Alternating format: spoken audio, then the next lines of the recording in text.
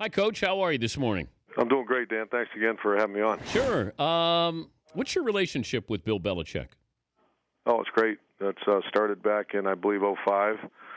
Very professional. You know, he's a guy that comes in and he does all the evaluation all the way from every free agent to every first rounder himself. We always get to either go to dinner together and hang out, and I usually go up to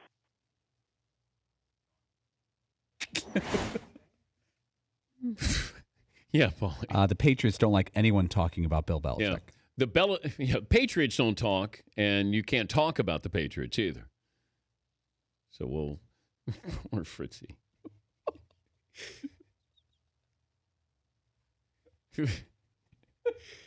Oh, Happy New Year. Happy New Year. Yes, Eaton. That's unfortunate. Yeah, it is. It never happens with like a not to say the wrong thing, but a lower level guest. Yeah. Yes. What, McLevin? Urban sounded really excited to talk to you, too. He was in a great mood, ready to go. Now he can't be happy after this, after Fritzy somehow Disconnected the phone.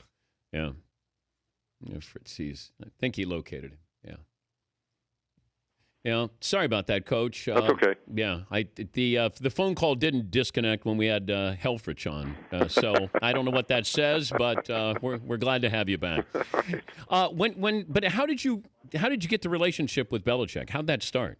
I got a phone call one day and it said, "Hi, this is Bill Belichick," and I said, "Well, this is Pete Rose." You know, I thought someone was just joking around, and he said, "I'd like to come in and talk to you." And it was really about it was when we had Alex Smith and we were doing some kind of unique things in the 5-out passing game, and it was great. And you were one of the godfathers here of the spread offense when you were at Utah. How does that help you in facing Oregon? I think from the defensive perspective, I'll go in and what bothers us. You know, certainly my majority of my career has been spent on offense, so I'll just I never tell them what to do, but I say this is what is hard to block, hard to run the ball against, hard to throw the ball against, and that's how we try to help our defense. But and I was thinking about this with Mariota. Is he similar to Alex Smith? No, he's a much different player. He's probably similar more to, I'd say Braxton Miller. You know, he's a dynamic athlete. You know, Alex was a 4.7 40 guy that was extremely efficient and an A1A thrower. Mariota's got it all. I mean, he's a great thrower, but he's also, I mean, what really the throwing, you can control throwing. You know, you never really stop it, but there's ways of defending the pass. It's the keeping plays alive. You watch Michigan State; he won that game not because of throwing, but because of extending plays. Okay, how do you defend that? Oh, you got to when you have a chance to. They missed There's this one play in particular that kind of changed the game, and I've seen it on highlights a bunch on TV. It was a 3rd down and long, and they had him wrapped up a free rusher, and the guy missed the tackle. He missed another tackle, and he dragged out of it and completed a pass for about 18-yard gain. It kind of turned the whole game. They sack him there, they get the ball back, and you got to tackle. What kind of notes do you take when you're watching a game? Watching a game, I just have a pad of paper with me, and I'll start, just taking notes on tendencies, and we call them ways of identifying what kind of indicators is the word, like what kind of pressures are coming. So I'm a big indicator. We're a big indicator staff. What is giving it away on defense that a certain pressure is coming. That's most of the notes. Why does offense fascinate you so much?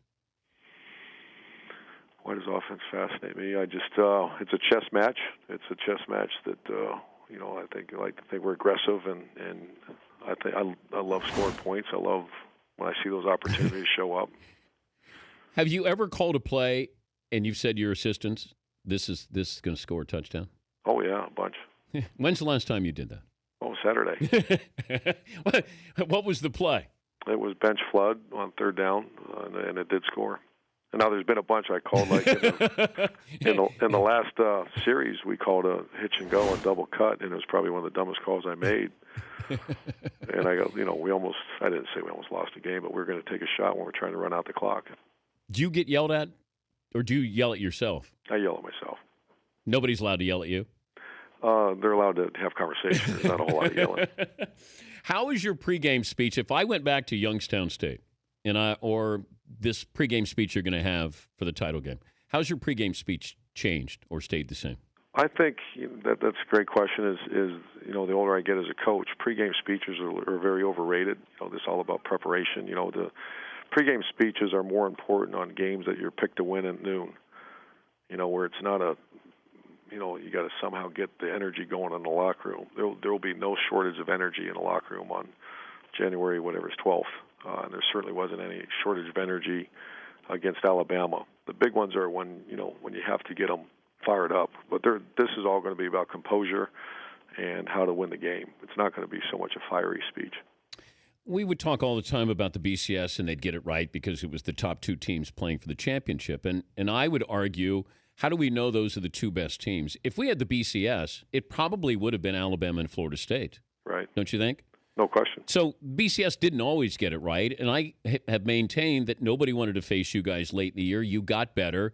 Yes, third-string quarterback, and even Oregon, not great at the beginning of the year, but got better at the end of the year.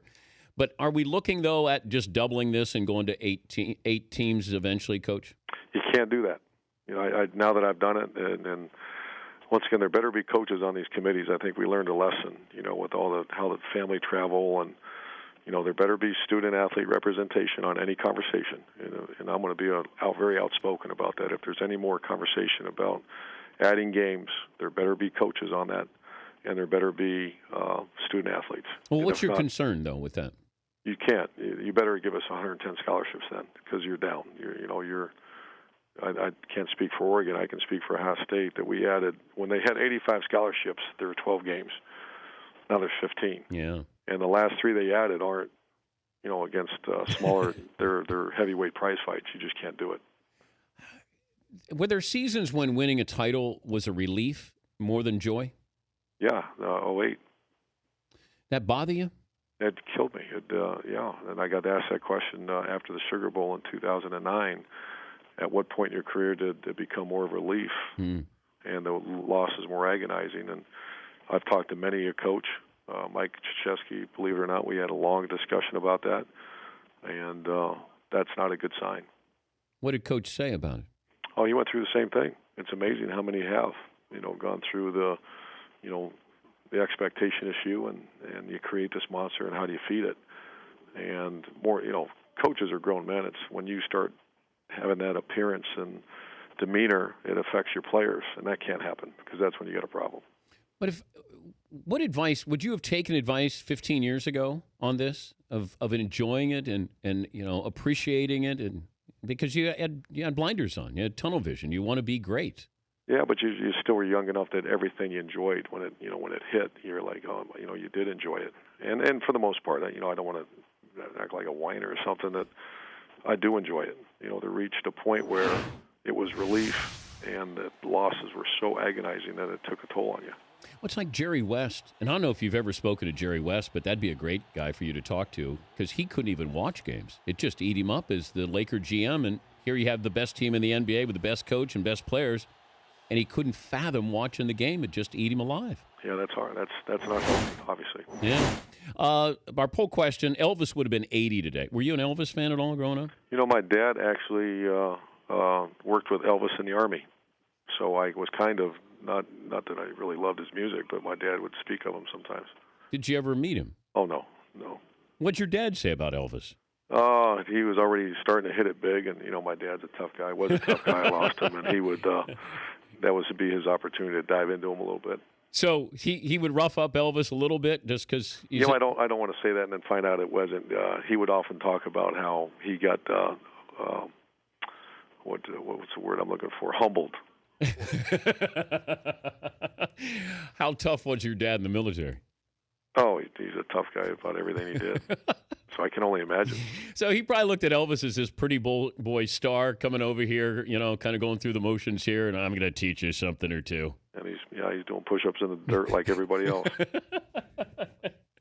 I love that. So if you could be Elvis, John Lennon, Jimi Hendrix, Jim Morrison, you could have their musical career. Who would you take? I'm embarrassed to say I'm not a big music guy, so I don't. Those names, I've heard their names. I can't tell you anything about their music.